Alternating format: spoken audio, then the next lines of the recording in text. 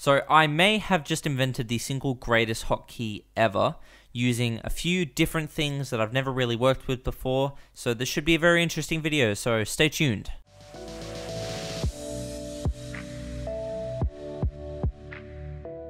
Starting out with the problem. So in Premiere, whenever I was, working and I created a title or I wanted to type into a search field or anything like that, I would encounter the problem where I would be typing and I'd hit one of my hotkeys and then Premiere would mess up and it wouldn't be too good.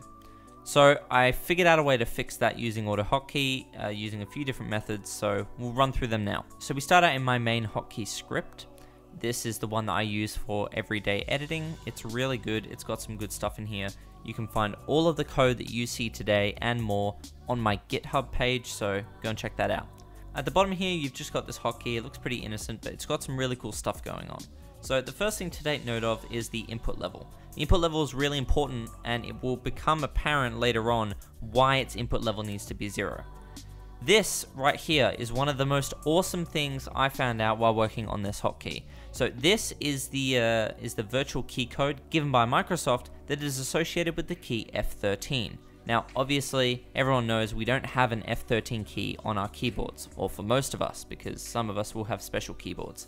But they still exist inside of the Windows operating system, and they can be virtually pressed, which means that you can have this key here, which is F13, pressed to execute this script, which is awesome. Now, because I'm not activating this hotkey using a key on my keyboard, I want it to be a virtual key press, I can use this code, and that means that it won't affect any of my day-to-day editing because it's not associated with the keys that I would ever press. So, this hotkey suspends the script. Basically, it toggles between suspended and normal. Now this line here basically outputs the state of the script into a text file. So this line here will delete the file that contained the previous state, and then it will create a new file on this line here that contains the current state. So if a underscore is suspended is equal to 1, then that means that it's going to output suspended because 1 means it's suspended. Whereas here, if this value was 0, then it would output normal into this text file. This is where stuff starts to get a little complicated. So I was mentioning input level a little while ago, and that's because it's really important to how this hotkey works. The reason this hotkey's input level is 1 is so that it can control the other hotkey. Basically, when you create a hotkey, all of their input levels are set to 0 by default. However, you can create hotkeys that are to a higher degree of input level that can control the hotkeys that are to a lower degree of input level. Once again, we have virtual keys coming back, so 7D is the assignment for F14 and 7C is the assignment for F13. So what we've got here is we've got a virtual key pressing a virtual key or unsuspends a script. Next step to creating this mod was to create a left mouse button hotkey. So first of all, we used mouse get pos. This is not to get the X and Y coordinates, but rather to get the class that is underneath the mouse cursor. So what I'm referring to when I say class is actually the class NN. So this part right here. So for example, when I go over my timeline, the window class is 30. When I go over the program monitor, it sees window class 21. Now, further to this, I figured out that when you have a text box in Premiere, it has a specific class NN.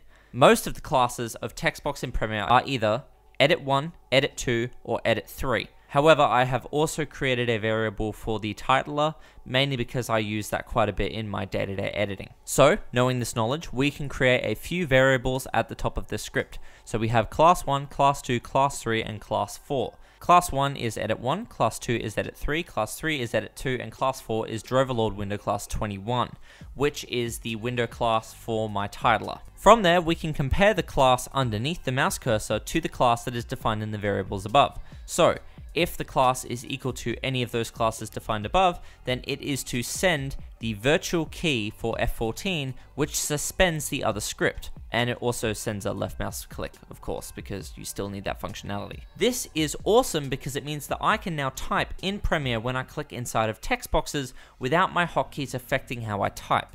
Now, of course, I'm going to need a way to switch the script back into normal mode, so I coded this. So this is the else statement. So if it doesn't detect that the class underneath the cursor is equal to any of the variables defined above, then what it does is it reads the file that the state was outputted to. So this file here. From there, I created two more variables, state 1 and state 2, with state 1 being suspended and state 2 being normal. The hotkey then compares the state that is defined inside of the text file to the state that is defined above. If the state is equal to state 1, meaning it's suspended, then it is to unsuspend the other script by sending the virtual key for F14 and then sending a left mouse click. If the state is equal to state 2, which means that it is not suspended, then it will just send a regular left mouse click. And then that's it. That's the way the hotkey works. So, using a culmination of input level, a few fancy if and else statements, and some virtual keys, I've created a mod that allows you to type in Premiere without hotkeys affecting the way you type. Thanks for watching this video. If you enjoyed it, then please go ahead and hit that like. If you want to see more auto hotkey content, or more Premiere content, or more analysis videos, then go ahead and hit that subscribe button and turn notifications to on so that you get updated when I upload a video. I hope you're having a great day, and I'll see you in the next video.